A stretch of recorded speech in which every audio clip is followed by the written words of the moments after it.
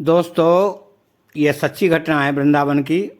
वृंदावन की गलियों में एक संत रहा करते थे। सभी लोग उन्हें प्यार से जज साहब कहकर पुकारा करते थे। एक समय की बात है, जब कुछ संत वृंदावन की गलियों से गुजर रहे थे, तब एक व्यक्ति ने एक महात्मा से पूछा, बाबा मेरी समझ में यह नहीं आ रहा है कि सभी लोग इन्हें जज साहब कहकर क्यों पुकारते हैं। तब उस महात्मा ने बताया कि बेटा, दरअसल वो सन्यासी बनने से पहले एक जिले के जज हुआ करते थे। असल में वह संत एक लोक अदालत में जज थे और कोर्ट में बैठकर लोगों का न्याय किया करते थे। आज से 20 साल पहले की बात है। लोक अदालत के जिस जिले के ये जज हुआ करते थे, उस जिले के एक छोटे से गांव में एक दीनानाथ नाम का भोला भाला व्यक्ति रहता था।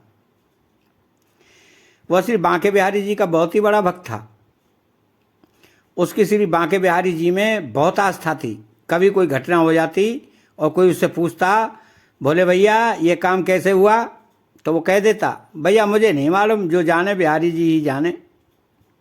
यदि कभी कोई किसी उलझन में पड़ जाता और वह उससे पूछता कि भोले भैया अब क्या करना चाहिए, तो दीनानाथ जी कहते कि भैया मुझे नहीं मालूम, ये बात तो बिहारी जी ही जाने। कहने का तात्पर्य है कि जहाँ कैसा भी और कोई भी प्रश्नवाचक चिन्ह लग जाता हो, तो दीनानाथ जी का एक ही जवाब होता कि भैया मुझे नहीं पता, बिहारी जी ही जाने। तो दीनानाथ जी के माता पिता ने उन्हें जो नाम दिया था, उसे तो कोई नहीं लेता था, बल्कि उसके स्थान पर उसे भोलेपन के कारण सभी ग्रामवासी उन्हें भोला भैया कहकर ही पुकारा करते थे। दीनानाथ जी श्री बांके बिहारी जी के बहुत ही सच्चे भक्त थे। रोज वो बांके बिहारी जी के मंदिर में जाते और मंदिर जाकर बिहारी जी की सेवा किया करते थे। एक दिन की बात है, दीनानाथ जी की पत्नी ने अपने पति से कहा कि जी हमारी बिटिया सयानी हो चुकी है और उसकी अवस्था अब विवाह योग्य हो गई है, इसलिए जी कोई अच्छा सा घर बार देखकर हमारी इस बिटिया की शादी जल्दी से करा दो। दीनानाथ जी बोले, हो जाएगी शादी, तुम क्यों चिंता करती हो। अपने पति के ऐसे वचनों को सुनकर उनकी पत्नी बोली, चिंता की तो बात ही है, घर में रुपया भी नहीं है और बिना पैसों के भला बिटिया की शादी कैसे होगी। तो पत्नी की बात सुनकर दीनानाथ जी बोले, भाग्यवान, तुम क्यों चिंता करती हो, बिहारी जी चाहेंगे तो सब कुछ अच्छे से हुई होगा। और इतना कहकर दीनानाथ जी बिहारी जी के मंदिर को चले गए। बिटिया के लिए लड़का देखा गया, शादी का दिन निश्चित हुआ। जब बारात आने में 10 दिन शेष रह गए, तो दीनानाथ जी की पत्नी ने फिर से अपने पति से कहा कि जी बिटिया की शादी में ज़्यादा समय शेष नहीं रहा और अभी तक आपने पैसों का कोई इंतजाम भी नहीं किया। अब आपको पैसों का इंतजाम कर लेना चाहिए, नहीं तो हमारी बड़ी बदनामी होगी। तो पत्नी की बात सुनकर दीनानाथ जी अपने गांव के साहूकार के घर की तरफ चल दिए। साहूकार जी के घर पहुंचकर उन्होंने साहूकार को प्रणाम किया। जब साहूकार ने उसके आने का कारण पूछा, तो उन्होंने बड़ी सादगी से उस साहूकार को बता दिया कि साहूकार जी, मेरी बिटिया की शादी है और मुझे कुछ पैसों की आवश्यकता है। यदि आप मुझे कुछ पैसे दे देंगे तो मैं कुछ समय बाद ही आपको सूद समेत वो पैसा वापस लौटा दूंगा।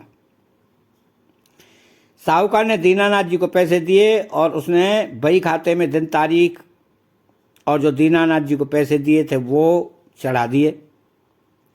तो दीनानाथ जी उस साहूकार से पैसे लेकर और उन पैसों को अपनी जेब में रखकर अपने घर की तरफ चल दिए। तो दीनानाथ जी अपने घर पहुंचे, उन्होंने अपनी पत्नी के हाथों में रुपया थमाए और रुपये देने के बाद वो बिहारी जी के मंदिर में बिहारी जी की सेवा करने के लिए चले गए। तो वो दिन भी आ गया जिस दिन दीनानाथ जी की बिटिया की शादी होने की थी। दीनानाथ जी ने बड़े ही धूमधाम से अपनी बिटिया की शादी की। उसे बहुत सा दान दहेज देकर अपने घर से विदा किया। जब बिटिया की शादी हो गई और बिटिया अपने ससुराल चली गई, तो दीनानाथ जी ने अपने दोनों बेटों को बुलाया और अपने दोनों बेटों से कहा कि बेटा, बिहारी जी की कृपा से तुम्हारी बहन की शादी बड़े धूमधाम से हो गई है। अब तुम भी बड़े हो गए हो, इसलिए बेटा तुम दोनों को अपनी जिम्मेदारी समझते हुए अब तुम्हें कोई काम धंधा देख लेना चाहिए। दीनानाथ जी के दोनों पुत्र बड़े ही आज्ञाकारी थे। जब दोनों बेटों ने अपने पिता की ऐसी बातों को सुना, तो बड़ा बेटा बोला, ठीक है पिताजी, हम दोनों भाई कल ही शहर चले जाते हैं, शहर जाकर कोई काम धंधा ढूंढते हैं। बेटों की बात सुनकर दीनानाथ जी बहुत खुश हुए। और अपने बेटों को आशीर्वाद देते हुए वह बिहारी जी के मंदिर को चले गए और बिहारी जी की सेवा में लग गए। तो दीनानाथ जी के दोनों पुत्र बड़े ही होनहार थे। वे दोनों शहर गए और शहर जाकर उन्होंने खूब मेहनत की। करीब 6 महीने के पश्चात दीनानाथ जी के दोनों बेटे अपने घर वापस लौट आए और शहर से कमा कर खूब सारा धन ले आए। वे अपने घर वापस लौटे। घर आकर उन दोनों बेटों ने अपने पिता दीनानाथ जी से कहा कि पिताजी, जो आपने साहूकार से पैसे उधार लिए थे उन पैसों को आप ले जाकर ब्याज सहित उस साहूकार को वापस कराओ, क्योंकि हम दोनों भाई शहर से पैसा कमा लाए हैं। पुत्रों की बात सुनकर दीनानाथ जी ने बेटों से पैसे लिए और फिर साहूकार के घर की तरफ चल दिए। साहूकार के घर की तरफ जब वो जा रहे थे तो रास्ते में ही श्री बांके बिहारी जी का मंदिर था। दीनानाथ जी मंदिर में गए, बांके बिहारी जी को प्रणाम किया। प्रणाम करने के पश्चात तो साहूकार के घर की तरफ चल दिए। दीनानाथ जी साहूकार के घर पहुंचे, साहूकार को प्रणाम किया तो साहूकार ने पूछा, बताओ भोले भैया कैसे आना हुआ, क्या कोई और आवश्यकता है पैसों की? तो दीनानाथ जी बोले, नहीं नहीं भैया, मुझे पैसों की अब कोई ज़रूरत नहीं है, बल्कि मैं तो तुम्हारे जो पैसे उधार लिए थे उन पैसों को वापस लौटाने के लिए आया हूँ। तो साहूकार ने अपना वही खाता खोला और दिन तारीख अच्छी तरह से देखने के बाद उसने अपना हिसाब लगाया और फिर दीनानाथ जी से बोला, तो बोले भैया तुम्हें मुझे इतनी रकम वापस देनी है, इतना तुम्हारा ब्याज हो गया और इतना तुम्हारा मूल था। तो दीनानाथ जी ने अपनी कुर्ते की जेब में हाथ डाला और अपनी कुर्ते की जेब से पैसे निकाले और जितने उस साहूकार के ब्याज सहित पैसे बने थे वो दीनानाथ जी से उस साहूकार को दे दिए। साहूकार ने अपने बही खाते से हिसाब काटा और हिसाब काटने के बाद उसने एक पर्ची बनाई। उस पर्ची पर लिख दिया कि आज दिनांक इतने को दीनानाथ जी ने मुझे मेरे सारे पैसे सूद समेत वापस कर दिए हैं और अब मेरा दीनानाथ जी पर कोई भी पैसा बकाया नहीं है। और ऐसा लिखकर उस साहूकार ने वो पर्ची दीनानाथ जी की तरफ बढ़ाई और बोला, लो भोले भैया ये पर्ची और इसे ठीक से पढ़ लो। तो दीनानाथ जी ने पर्ची पकड़ते हुए कहा, कोई बात नहीं भैया, आपने लिखा होगा तो सही लिखा होगा, मुझे तो पढ़ना लिखना आता नहीं है और मुझे तुम पर पूर्ण विश्वास है। जब साहूकार ने दीनानाथ जी के ऐसे वचनों को सुना तो उसके मन में लालच आ गया। साहूकार सोचने लगा कि इस अनपढ़ को तो पढ़ना लिखना आता नहीं है, क्यों ना मैं इसको एक फर्जी पर्ची बना कर दे देता हूँ और इसे दोबारा से पैसा वसूल करता हूँ। जब उस जमींदार के मन में पाप आ गया तो उसने पहले वाली पर्ची को तो बड़े बही खाते में रख दिया और उसके स्थान पर एक दूसरी पर्ची तैयार की और उस पर्ची पर पंडित जी ने आड़ी तिरछी लकीरें खींच दी और उस पर्ची को दीनानाथ जी को देते हुए वो साहूकार बोला, लो बोले भैया तुम्हारे हिसाब की पर्ची। दीनानाथ जी बहुत ही सीधे साधे इंसान थे। उन्होंने वह पर्ची ली, अपने कुर्ते की जेब में रखी और फिर साहूकार से कहा कि अच्छा भैया अब मुझे इजाज़त दो, मेरे बांके बिहारी जी मेरी राह देख रहे होंगे। और ऐसा कहकर दीनानाथ जी साहूकार के घर से निकले और सीधे बांके बिहारी जी के मंदिर में पहुंच गए। मंदिर पहुंचकर उन्होंने साहूकार से मिली पर्ची बिहारी जी के चरणों में रखी और उस पर्ची को रखने के बाद वो बिहारी जी की सेवा में लग गए। कुछ दिनों के बाद उस साहूकार ने अपना एक आदमी दीनानाथ जी के घर भेजा और उसे भेजकर यह संदेशा भिजवाया कि आपने साहूकार से पैसे लिए थे, साहूकार ने वो पैसे वापस मांगे हैं। जब दीनानाथ जी के घर वालों को उस आदमी ने यह संदेश दिया तो दीनानाथ जी के घर वालों ने दीनानाथ जी को बुलाया और उनके पुत्रों ने अपने पिता से पूछा कि पिताजी हमने तो आपको पैसे दिए थे, क्या वो आपने साहूकार को अभी तक नहीं दिए? अपने पुत्रों के ऐसे वचनों को सुनकर दीनानाथ जी कहने लगे, नहीं नहीं बेटा, मैं तो साहूकार का पूरा हिसाब कराया था और साहूकार ने मुझे एक पर्ची भी दी थी। दीनानाथ के बेटों ने कहा, तो शायद उनसे कोई गलती हो गई होगी। एक काम करो पिताजी, आप उनके पास जाओ और उनसे कहना कि मैंने तो आपका पूरा हिसाब कर दिया है, फिर आपने मेरे घर पर अपना आदमी वसूल के लिए क्यों भेजा? तो दीनानाथ जी फिर से साहूकार के पास गए और साहूकार से कहने लगे कि महाजन, मैंने तो आपका पाई का हिसाब कर दिया था, फिर पैसों के लिए आपने अपना आदमी मेरे घर पर क्यों भेजा? तो साहूकार के मन में तो पहले से ही लालच भरा हुआ था, उसे तो भोले वाले दीनानाथ से दोबारा पैसे ऐंठने थे। तो साहूकार बोलो, तुमने मुझे कोई पैसा नहीं दिया है? दीनानाथ जी कहने लगे कि भैया ठीक से याद करो, मैंने आपको पैसे दिए हैं और उसके बदले में आपने मुझे एक पर्ची भी दी थी। साहूकार क्रोध में आंखें लाल करते हुए बोला, लगता है कि आपकी बुद्धि सठिया गई है, आप थोड़े बुजुर्ग हो गए हैं, इसलिए आपको याद नहीं है। आपने किसी और को दिए होंगे और आप यह सोच रहे हैं वो पैसे आपने मुझे दिए हैं। आप अपने दिमाग पर जोर डालिए और 2 दिन के अंदर मेरे पैसे मुझे मिल जाने चाहिए। या तो तुम मुझे मेरे पैसे समय से पहुंचा देना, नहीं तो मैं तुम्हारे खिलाफ कोर्ट में केस कर दूंगा। तो साहूकार के ऐसे वचनों को जब दीनानाथ जी ने सुना तो वो ये कहने लगे कि भैया तुम्हें जो करना है वो करो, मैं तो बस इतना जानता हूँ कि मैंने तुम्हें पैसे दिए हैं और अब मैं दोबारा 1 पाई भी नहीं दूंगा। और इतना कहकर दीनानाथ जी साहूकार के घर से वापस लौट आए। मंदिर में बैठकर बांके बिहारी जी का भजन करने लगे। अगले दिन की सुबह साहूकार कोर्ट में गया और कोर्ट में उसने दीनानाथ जी के खिलाफ केस दर्ज कर दिया। जब केस दर्ज हो गया तो कोर्ट से उन्हें एक सम्मन आया जिसमें लिखा था कि अमुक तारीख को आपको कोर्ट में हाजिर होना है, जहां पर आपको यह बताना है कि आप साहूकार के पैसे क्यों नहीं लौटा रहे हैं। वह दिन भी आया जिस दिन उस केस की तारीख थी। दीनानाथ और साहूकार कोर्ट में पहुंच गए। दीनानाथ जी कटघरे में जाकर खड़े हो गए। जब जज ने पूछा, क्यों भाई दीनानाथ, तुमने अभी तक साहूकार के पैसे क्यों नहीं लौटाए? तो दीनानाथ जी कहने लगे, जज साहब मैंने तो इनका पाई पाई का हिसाब कर दिया था और पता नहीं ये क्यों मुझ पर अकारण ही दोष लगा रहे हैं। जज ने पूछा, दीनानाथ जी जब तुमने साहूकार को पैसे दिए थे तो साहूकार से तुमने कोई सबूत लिया था? तो दीनानाथ जी बोले कि जी हजूर, मैंने जब साहूकार को रुपए लौटाए थे तो साहूकार ने मुझे सबूत के तौर पर एक पर्ची दी थी। जब जज ने पूछा कि कहाँ है वो पर्ची, क्या तुम उस पर्ची को मुझे दिखा सकते हो? तो दीनानाथ जी ने अपने कुर्ते की जेब से वो पर्ची निकाली जो साहूकार ने बनाकर दी थी और जज साहब की तरफ बढ़ा दी। जज साहब के सामने वो पर्ची आई तो पर्ची देखकर जज साहब बोले कि इसमें तो ऐसा कुछ भी नहीं लिखा है जिससे यह पता चल सके कि तुमने साहूकार के पैसे लौटा दिए हैं। जज साहब की यह बात सुनकर दीनानाथ जी रोने लगते हैं और रोते रोते कहते हैं कि जज साहब, मुझे साहूकार ने जो पर्ची दी थी वो मैंने आपको दिखा दी, इससे आगे मैं कुछ नहीं जानता।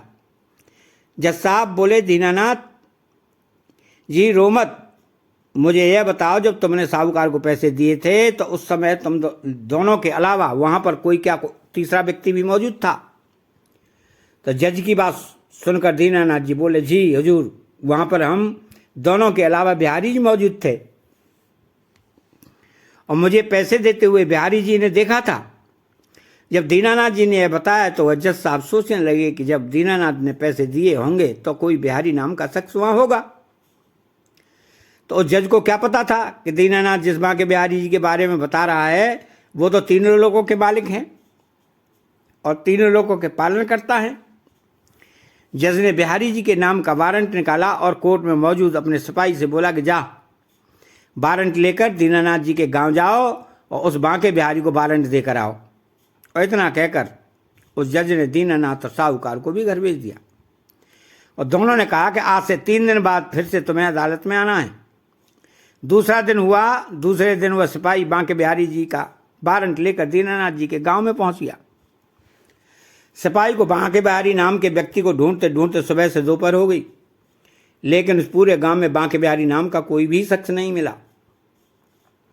वह सिपाही बांके बिहारी जी को ढूंढते ढूंढते गांव के बाहर आ गया तो उसे एक बच्चा आता हुआ दिखाई दिया। सिपाही उस बच्चे के पास पहुंचा और उस बच्चे से पूछने लगा कि बेटा, बांके बिहारी जी का घर कहाँ है? तो उस बच्चे ने मंदिर की तरफ इशारा करते हुए कहा, वो जो मंदिर देख रहे हो ना, वहीं रहते हैं बांके बिहारी। बच्चे की बात सुनकर वह सिपाही सोचने लगा कि शायद कोई मंदिर का पुजारी होगा जिसका नाम बांके बिहारी है। तो सिपाही मंदिर के द्वार पर पहुंचा और मंदिर के दरवाजे पर खड़ा होकर आवाज़ लगाने लगा, क्या कोई अंदर है? मंदिर का पुजारी निकलकर मंदिर से बाहर आया और हाथ जोड़ते हुए बोला, क्या बात है साहब, आप यहाँ किसे ढूंढ रहे हैं? तो पुजारी की बात सुनकर वह सिपाही बोला, क्या बांके बिहारी जी यहीं रहते हैं? तो पुजारी बोला, जी हुजूर, बांके बिहारी जी यहीं रहते हैं। उस सिपाही ने सवाल किया कि आप कौन? तो पुजारी बोला, साहब मैं बांके बिहारी जी की सेवक हूँ। इतना सुनते ही सिपाही ने अपनी थैली में हाथ डाला और कई वारंटों के बीच में से बांके बिहारी जी का वारंट निकाला और पुजारी जी को देते हुए बोला, लो, ये तुम्हारे मालिक बांके बिहारी का कोर्ट का वारंट है और आप इस पर्चे पर अपने साइन कर दीजिए। पुजारी ने भी कुछ नहीं सोचा और उसने भी साइन कर दिए।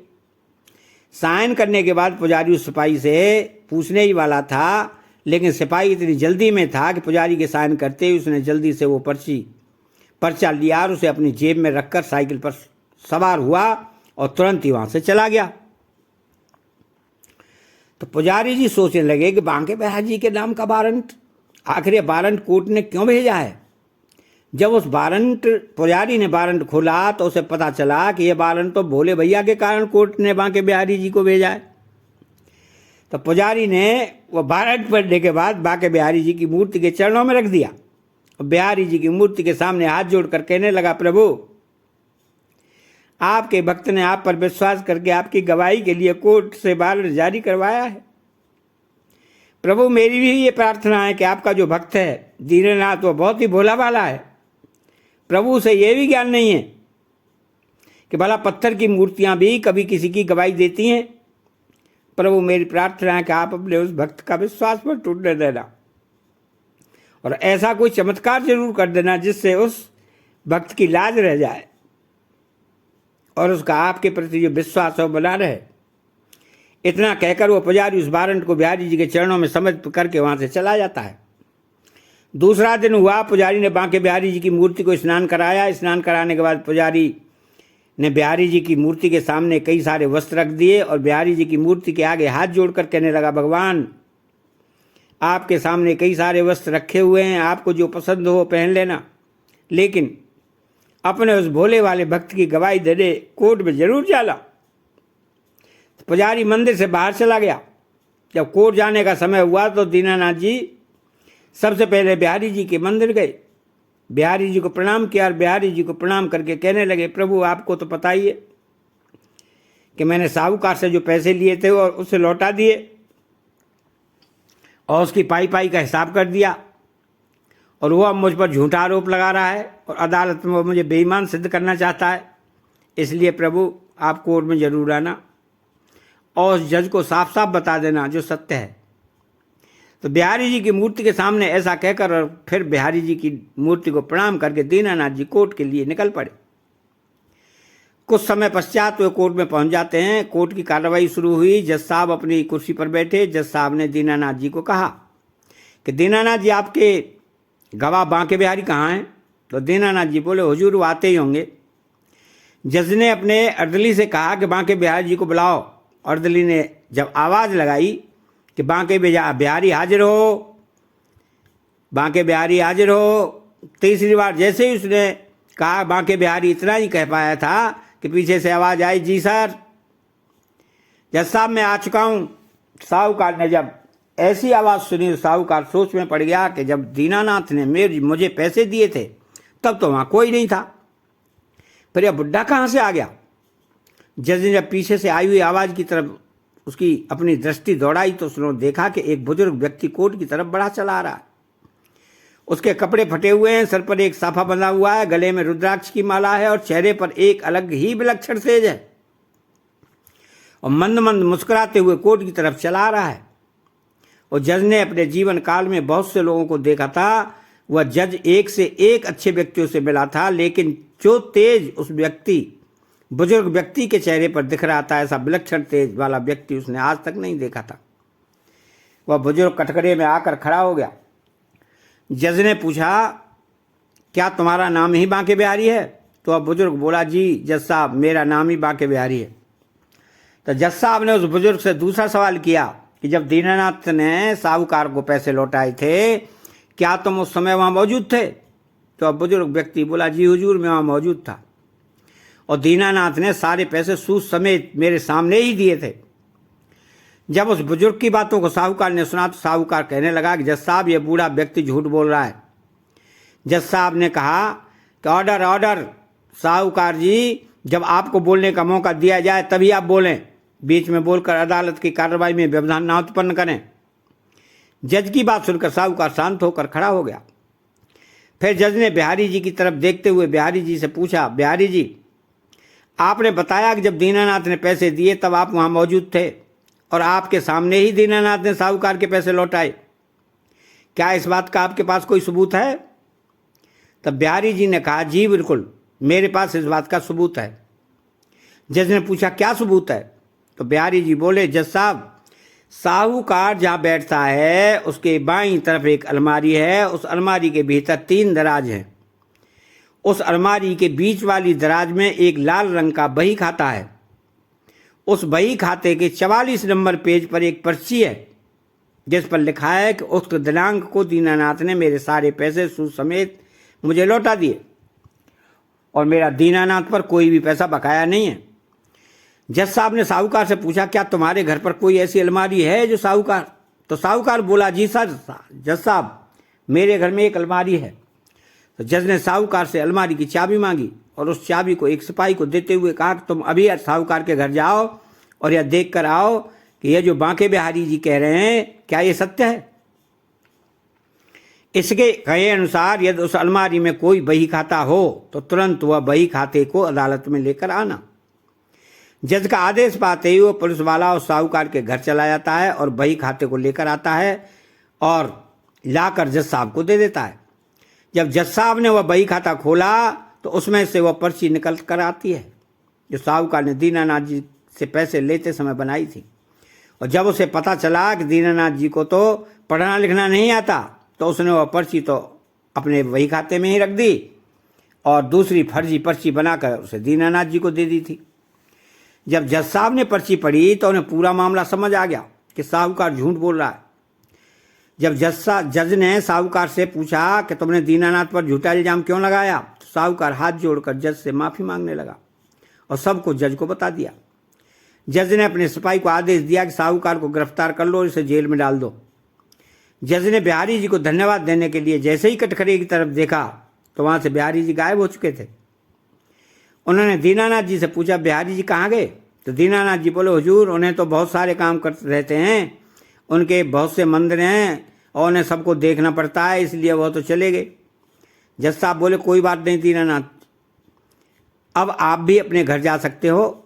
जज ने अदालत की कार्रवाई समाप्त की। कार्रवाई समाप्त करने के बाद उसने उसी सिपाही को बुलाया जो बिहारी जी को वारंट देने बिहारी जी के घर गया था। उस सिपाही ने जज से कहा कि मुझे उस बुजुर्ग व्यक्ति बांके बिहारी से मिलने की इच्छा है। सिपाही बोला, साहब अब क्या रह गया? जज साहब बोले, भाई आज मेरे हाथों से पाप होने से बच गया, नहीं तो आज मैं उस बेकसूर दीनानाथ को सबूत के अभाव में सजा दे देता। आज उस बुजुर्ग ने आकर मुझे यह पाप करने से बचा लिया, इसलिए मैं उस बुजुर्ग से मिलकर उन्हें धन्यवाद देना चाहता हूँ। एक तो ये वजह है उससे मिलने की, दूसरी यह है कि जब से मैंने उस बुजुर्ग बांके बिहारी को देखा है तब से मेरा मन कुछ विचलित है। जज साहब की बात सुनकर वो सिपाही बोला, साहब बात तो आप सही कह रहे हैं, मैंने भी अदालत में बहुत से गवाहों को देखा है, लेकिन आज जो गवाह गवाही देने आया था उसके जैसा तो मैंने आज तक कभी नहीं देखा। जज साहब बोले, तो विलम्ब मत कर और मुझे उस बुजुर्ग के पास ले चल। इस प्रकार वह जज और सिपाही वहाँ चल दिए जहाँ बांके बिहारी जी का मंदिर था। वो मंदिर पहुँचे और जब दोनों ने मंदिर में प्रवेश किया तो जज और सिपाही दोनों ही हैरान रह गए, क्योंकि मंदिर में जो मूर्ति थी उसकी छवि और आज जो अदालत में गवाही देने बुजुर्ग आया था उसकी छवि एक समान थी।